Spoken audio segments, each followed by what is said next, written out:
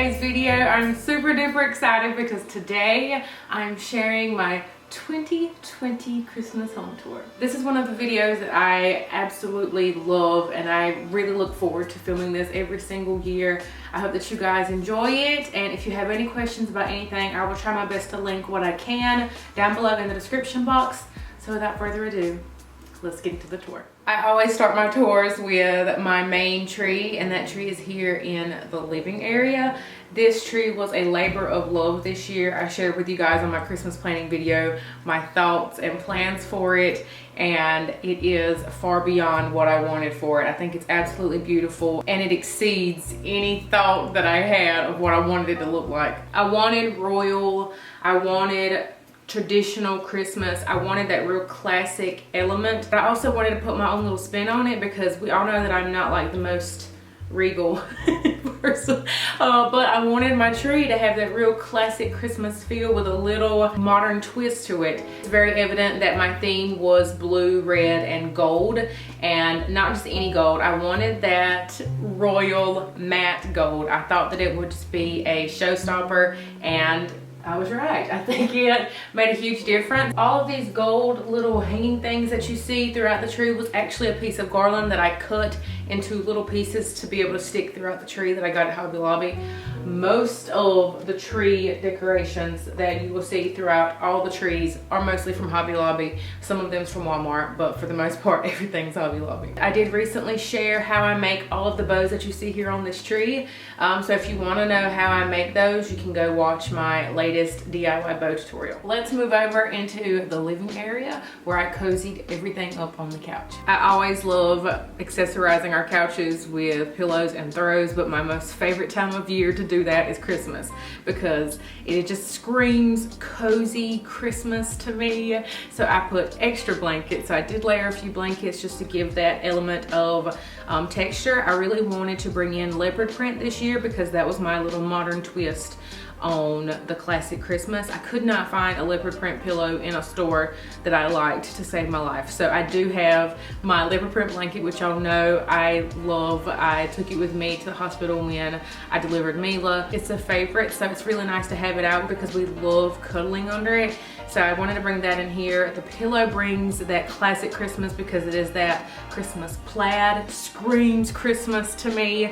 But instead of it being the same red plaid that I put on the ribbon on the tree, I went with the reverse pattern with the white being the more dominant color because I thought it would just pop a little bit more, especially with the red blanket. I just added 2 more pops of red velvet on the couch, and those pillow covers are from Amazon, which is most of the time where I get practically, well, everything. I wanted to keep it really simple here on our ottoman because Mila is into all the things and she absolutely is obsessed with carrying around those little houses. I got a pack of little houses from Target and I'll show you what I ended up doing with some of the other ones. Super affordable. I would highly recommend checking out their dollar spot for these little houses and other little houses that they had. I think the Little Houses Villages just really screams Christmas. I have absolutely no idea where I got that little burlap sack of Christmas trimmings or whatever you want to call it. Maybe Ross, I don't know. It's just one of those things. Now, some of y'all have been getting on me about leaving tags on stuff, but if I had left the tag on it, I would know where it was from. So swinging on around over to the entertainment center, I do like to go throughout and just place different Christmas elements, things that I really like. I did go through and purge through our decor this year and got rid of all the things that didn't really make my heart jingle jangle. So I got rid of quite a few things, sold some things, donated some things, and just filled this area up with some, like I said, favorite Christmas things. I don't go crazy. I know that eventually in the future, whenever we do get to move and God finally sees fit for us to be in another house, I would love to have bookshelves on both sides of the fireplace and fill those up with Christmas villages. That is like my dream. You'll notice that I have a lot of these twinkly lights throughout the house, and that is like the epitome of Christmas to me, is twinkling lights. So I wanted that element to just be sprinkled around everywhere as much as possible. So I will link all the twinkly lights down below in the description box, but I added all of that into all of the garlands. None of them were pre-lit that are in this main area. So I did add that in, and because all of my garlands were just plain green, I did add some berries and little touches of red to make everything just tie in really well. So over here above the couch, I was struggling with this area, and y'all know, I think if you've watched any of my other decorating videos, you would know that I kind of always struggle with this area because it's kind of short. And you don't want to put too much on it, but you also don't want to put too little on it. I did end up taking one of the items that used to be on our collage wall and put it above there because it's just so sentimental to us. It pays tribute to Walnut, which was our beagle that passed back in 2017. So I didn't want to get rid of that and hide it away in a room, and I think it fit perfectly up there. So I did add that up there this year. Not sure how I love it. Tell me what you think about this shelf down below in the comments. I haven't fully decided if I'm in love with it or not. So tell me what you think. The entryway table is another favorite place of mine to decorate. I think just this whole room in general, because you can see the couch right in front of the entryway. I don't know, it's just a whole vibe, and I like to make sure that it is all very cohesive and magical feeling. So once again, more twinkling lights. So I just brought those twinkling lights throughout. I did bring a different berry over here. I brought the more glittery one just because it was in a different area. I wanted it to pop a little more, and I knew that the light would shine a little bit off of the glitter on those berries. The snowman is from At Home. This little Christmas plaque is from Michael's last year. I'm almost certain they have it again this year, and it's neutral. Looks really good. Okay, time for the dining area, another spot. I might as well just say that I love decorating all the house for Christmas because I do. Add the twinkling lights into this garland. Now this garland is from Walmart, and they do have it this year. The table runner is from Hobby Lobby. I wanted something really simple, but also something that was cozy Christmas and that I could be able to use it multiple years regardless of my theme. And like I said, neutral and red are something that I think is very safe for Christmas. I'm sure you're noticing my leaning candlestick. I never did get a replacement.